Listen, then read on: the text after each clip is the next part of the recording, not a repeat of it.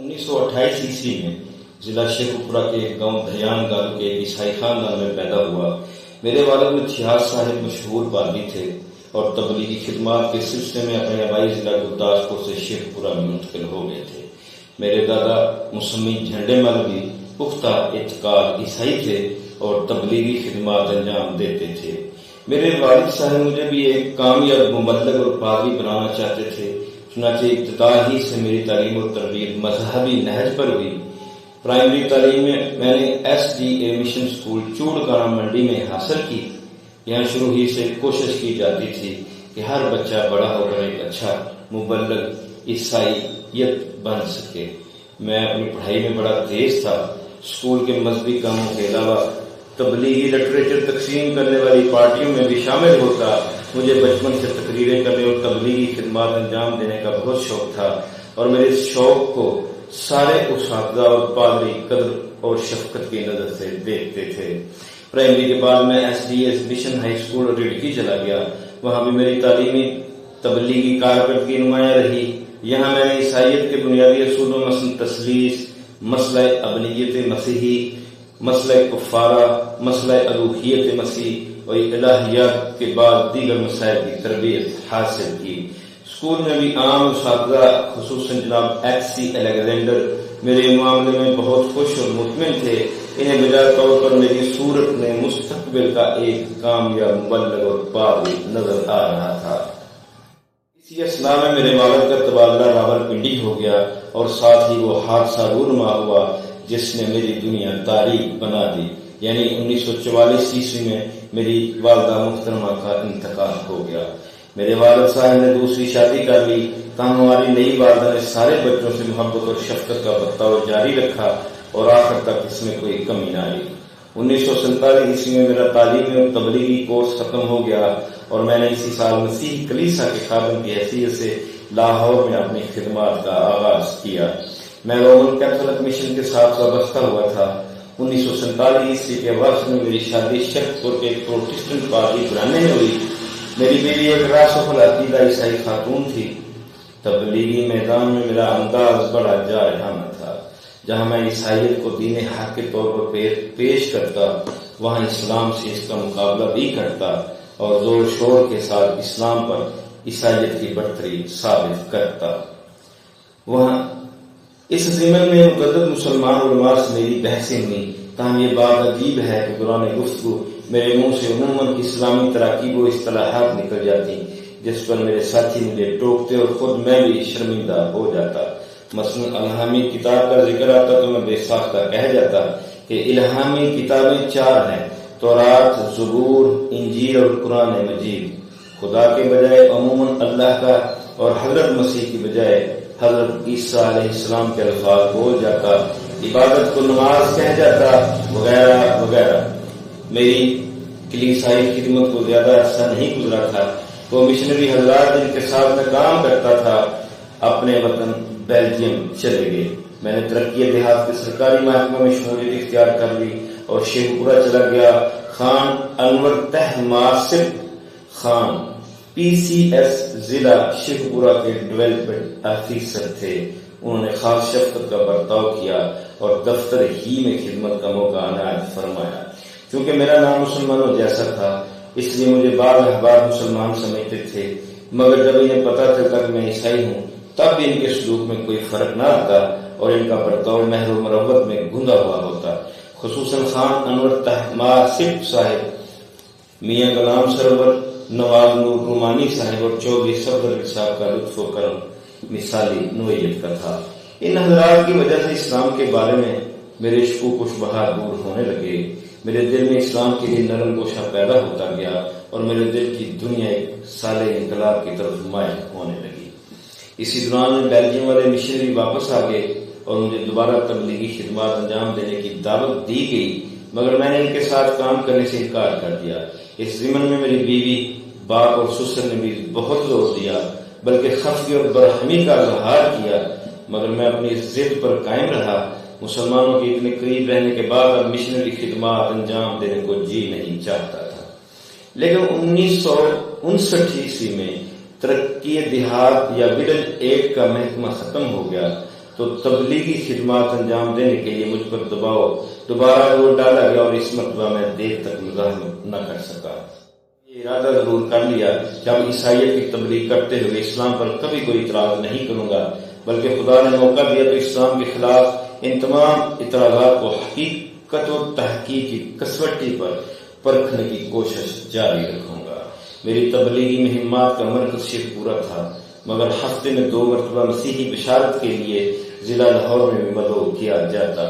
مجھے تبلیغی جوہر ورثے میں ملے تھے جنہیں میری محنت اور اتباعی نے جلا عطا کی تھی، چنانچہ میں ہر قسم کی تقاریر خود ہی تیار کرتا، انجیل کے مختلف حصوں کو نظم کی صورت دیتا اور نہایت مؤثر اور خوبصورت آواز میں خود پیش کرتا۔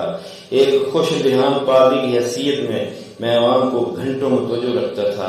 میری مقبولیت کا یہ عالم تھا کہ پیشتر مقامی پادری میری نظمیں اور گیت آلاپتے تھے، اور یہ سلسلہ ابھی تک جاری ہے۔ لیکن سچی بات یہ ہے کہ اسلامی ماحول نے مجھ پر کچھ ایسا جادو کر دیا تھا کہ میں نے مسلمانوں میں اپنے حلقہ احباب کو قائم ہی نہیں رکھا، بلکہ اسے وسعت بھی دی۔ میری بیوی اس پر سخت برآفتہ ہوئی اور اپنے اور میرے والدین کو آگاہ کرتی رہتی۔ کبھی جوش میں آ کر گھر میں اسلام کی کوئی خوبی بیان کر دیتا،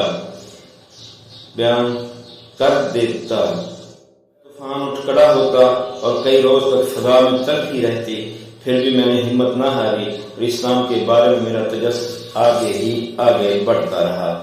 1961 میں ایک مرتبہ میں اپنے والدین سے ملنے لاہور آ گیا۔ والد صاحب کے پاس کرسچین کونسل لٹریچر بورڈ کے سیکرٹری مسٹر پی جے ایکٹن بیٹھے ہوئے تھے۔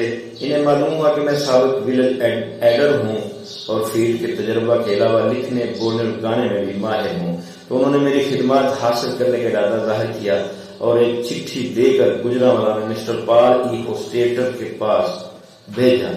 ہوسٹیٹر پاکستان میں مسیحی تعلیم بالغوں کے پروگرام کے ڈائریکٹر تھے۔ اس پروگرام کے چلانے کے لیے ایک موٹیویٹر کی ضرورت تھی۔ مسٹر ہوسٹیٹر ماہر نفسیات و لسانیات تھے۔ انہوں نے باخوشی میری تقرری کر دی اور میں گجرانوالہ منتقل ہو گیا۔ میری بیوی بچے بھی یہی مشن کمپاؤنڈ کھوکھر کی گجرانوالہ آگے۔ تعلیم بالغہ کا یہ پروجیکٹ جو ویسٹ پاکستان کرسچین کونسل کی طرف سے شروع ہوا تھا، اس کی تمام مالی امداد نیو یارک سے آتی تھی۔ اس کے حسب ذیل 4 شعبے تھے۔ نمبر 1 ریسرچ اینڈ پبلیکیشن، تحقیق و اشاعت۔ نمبر 2 علمی تربیتی کورس برائے اساتذہ سپروائزر وغیرہ۔ نمبر 3 مسیحی علمی لٹریچر کی تقسیم و فروخت۔ نمبر 4 تبلیغ و ترغیب پبلسٹی وغیرہ۔ ان 4 شعبوں کا بیشتر بوجھ میرے کندھوں پر ڈالا گیا اور میں پورے احساس سے ذمہ داری کے ساتھ اس کام میں جٹ گیا۔ میں نے فرائض کی ادائیگی میں دن دیکھا نہ رات، چنانچہ اس علاقے کا ہر عیسائی اس امر کی گواہی دے گا کہ میں نے علمی تعلیمی اور تبلیغی خدمات کے تندہی سے انجام دی۔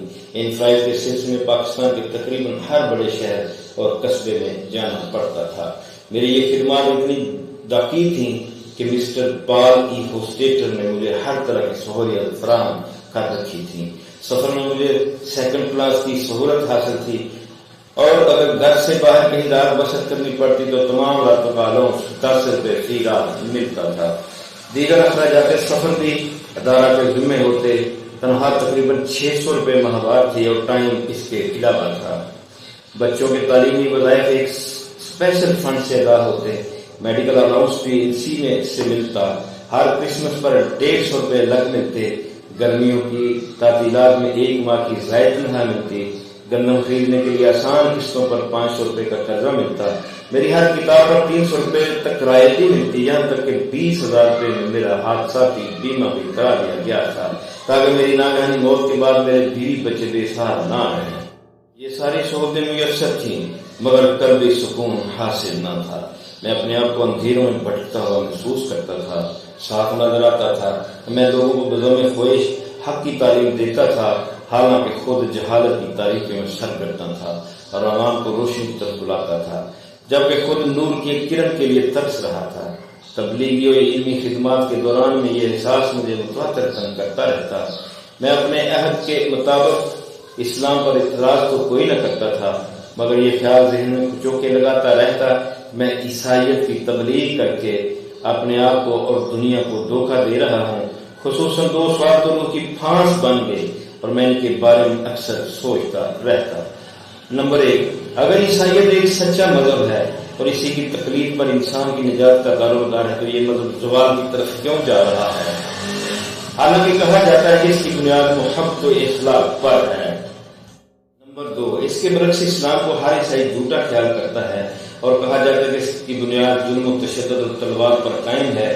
پھر یہ اس قدرت ترقی کیوں کر رہا جبکہ ظلم و تشدد انسانی فطرت کے خلاف ہے؟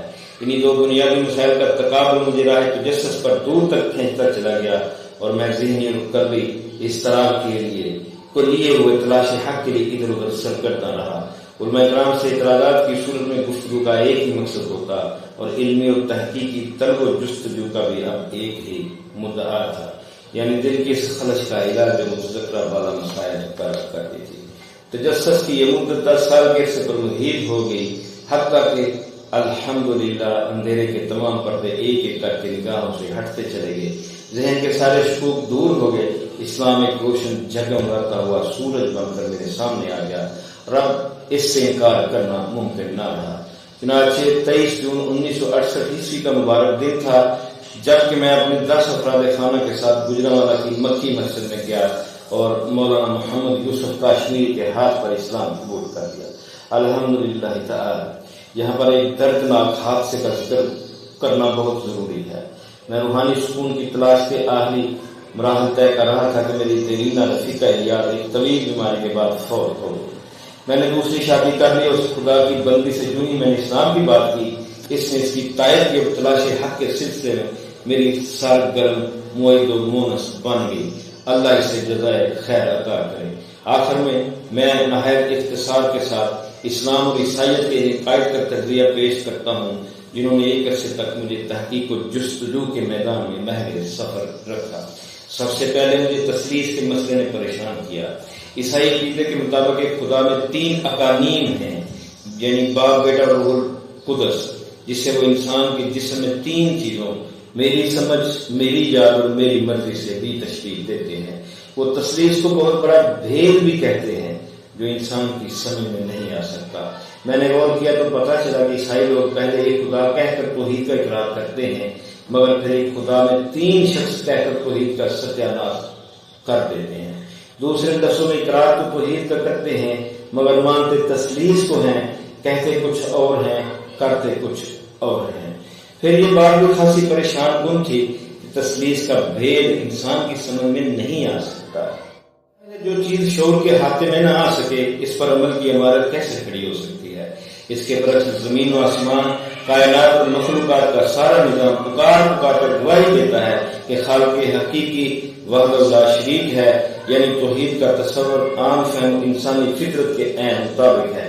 تمام الہامی کتابیں بھی اس کی اشارت دیتی ہیں۔ مثال کے طور پر تورات، خروج آیت نمبر 20 اور 22، جو کوئی واحد خدا کو چھوڑ کر کسی اور معبود کے آگے قربانی چڑھائے گا وہ نیست و نابود کر دیا جائے گا۔ نمبر 2 سلاطین آیت نمبر 8 اور 10، خداوند ہی خدا ہے، اس کی مانند اور کوئی خدا نہیں۔ اور نمبر 3 زبور آیت نمبر 6، 8 اور 10، تو ہی بزرگ ہے، تو ہی واحد خدا ہے۔ نمبر 4 انجیل متی آیت نمبر 17 اور 19، تو مجھے نیک کیوں کہتا ہے کیونکہ نیک تو ایک ہی ہے۔ قرآن تو ظاہر ہے توحید کی دعوت اور مثالوں سے بھرا پڑا ہے۔ چنانچہ خدا کا شکر ہے کہ میں تثلیث کے غیر عقلی عقیدے سے منحرف ہو گیا اور توحید پر ایمان لیا۔ عیسائیت میں قرآن کو الہامی کتاب نہیں مانا جاتا اور کہا جاتا ہے کہ قرآن دراصل تورات، زبور اور انجیل کی نقل ہے۔ چنانچہ توحید کے بعد مجھے ایسے دلائل مطلوب تھے جو قرآن پاک و آسمانی کتاب ثابت کر دیں۔ شکر ہے کہ تحقیق نے یہ مسئلہ بھی حل کر دیا۔ رومن کیتھولک اور پروٹسٹنٹ دونوں مسیحی فرقوں کی بائبلوں میں زبردست تضاد ہے۔ لطف کی بات یہ ہے کہ دونوں فرقے ایک دوسرے کی کتابوں کو غلط کہتے ہیں اور ساتھ ہی ان کے الہامی ہونے کا دعویٰ بھی کرتے ہیں۔ مثال کے طور پر رومن کیتھولک کی بائبل میں عہد عتیق پرانے عہد نامے کے صحیفوں کی تعداد 46 ہے اور عہد جدید یا نئے عہد نامے کی تعداد 28 ہے، یعنی کل 74 ہے، جبکہ پروٹیسٹنٹ فرقے میں اہل عتیق اور اہل جدید کے صحیفوں کی بالترتیب تعداد 39 اور 27 ہے جو 66 بنتی ہے۔ بائبل میں تضاد ہونے کے علاوہ ان کی آیات میں بھی تضاد ہیں۔ چند مثالیں پیش خدمت ہیں۔ پیدائش آیت نمبر 3 اور 9 آیت میں ہے کہ خدا غیب کا علم نہیں رکھتا۔ متی 36 اور 24 میں مرقوم ہے کہ خدا کو غیب کا علم ہے اور اس کے سوا کوئی غیب کا علم نہیں رکھتا۔ مجھے تحقیق کے باوجود آج تک کوئی عیسائی بائبل کا حافظ نہیں ملا۔ چنانچہ اگر دنیا بھر سے بائبل کے نسخے نابود ہو جائیں تو بائبل کا وجود ختم ہو جائے گا، جبکہ یہ بات مسلم و ثبوت ہے کہ قرآن نہ صرف ہر نوع کے تضاد تحریف سے پاک ہے بلکہ لاکھوں حفاظ کے سینوں میں محفوظ بھی ہے، اور صدیاں گزر جانے کے باوجود اس کی زیر زبر میں بھی فرق نہیں پڑا۔ بائبل کا متن پکار کے کہتا ہے کہ یہ تغیر و تبدل کے بہت سے مراحل سے گزرا ہے، مگر قرآن کے بارے میں ایسی کوئی بات ثابت نہیں کی جا سکتی۔ محکم اور اٹل دلائل نے میرا ایمان قرآن پر بھی راسخ کر دیا اور مجھے یقین ہو گیا کہ فی الواقع یہ خدا تعالیٰ کا کلام پاک ہے۔ بچپن سے سنتا آ رہا تھا کہ اسلام ظلم و تشدد کا لمبردار ہے اور یہ تلوار کے دور سے پھیلا ہے، جبکہ عیسائیت محبت و اخلاق سے پھیلی ہے۔ اس میں کسی پر ظلم و زیادتی نہیں کی جاتی، مگر پیدائشی مسیح ہوتے ہوئے بھی یہ بات میرے مشاہدے میں آتی رہی کہ برصغیر میں انگریزوں کے آنے کے بعد لوگ پیار و محبت سے عیسائی نہیں ہوئے، بلکہ انہیں دنیاوی لالچ دے کر عیسائی بنایا گیا، اور روحانی سکون کی طرف کھینچنے کی بجائے انہیں دنیاوی عیش و آرام کی طرف اکسایا جاتا تھا۔ چنانچہ اس عمل میں کوئی شبہ نہیں کہ پاک و ہند میں جتنے لوگ بھی عیسائی ہوئے وہ کسی نہ کسی دنیاوی مفاد اور مادی لالچ میں گرفتار ہوئے۔ پھر یہ بات بھی میرے تجربے میں آئی کہ غیر ملکی مشنری امریکہ اور یورپ سے بھاری رقمیں مانگ کرتے تو مقامی عیسائیوں کی امداد کے نام پر ہیں، مگر وہ خرچ اپنی ذات پر کرتے ہیں۔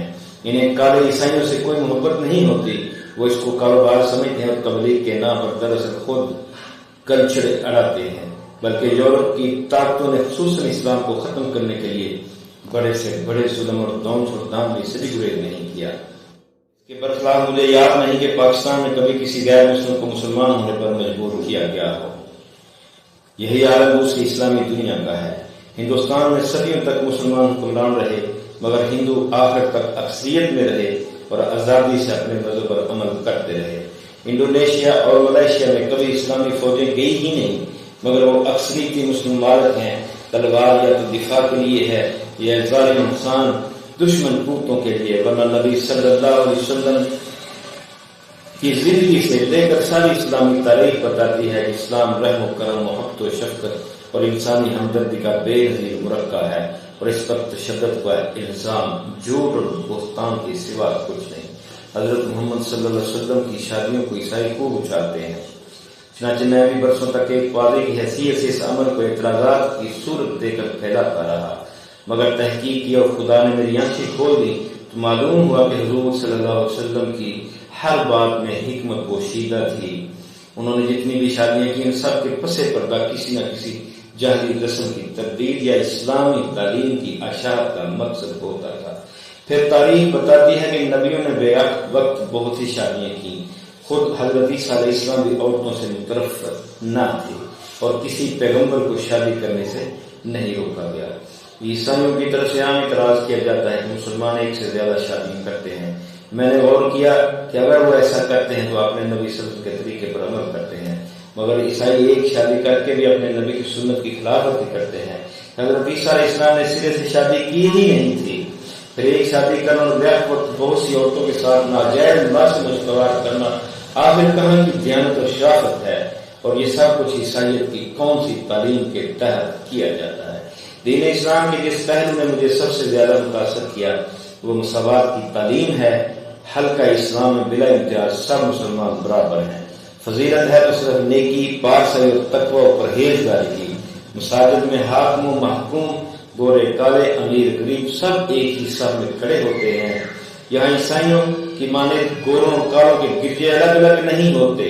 امیر لوگ عبادت کے وقت کرسیوں پر نہیں بیٹھتے، نہ غریب اور نہ خواندہ لوگ فرش پر بیٹھتے ہیں، بلکہ یہاں تمام کی حیثیت برابر اور یکساں ہے۔ اسلام مساوات کا، احترام انسانیت کا مذہب ہے، اور جس دین میں مساوات ہے وہی دین حق ہے، حق ہے، حق ہے۔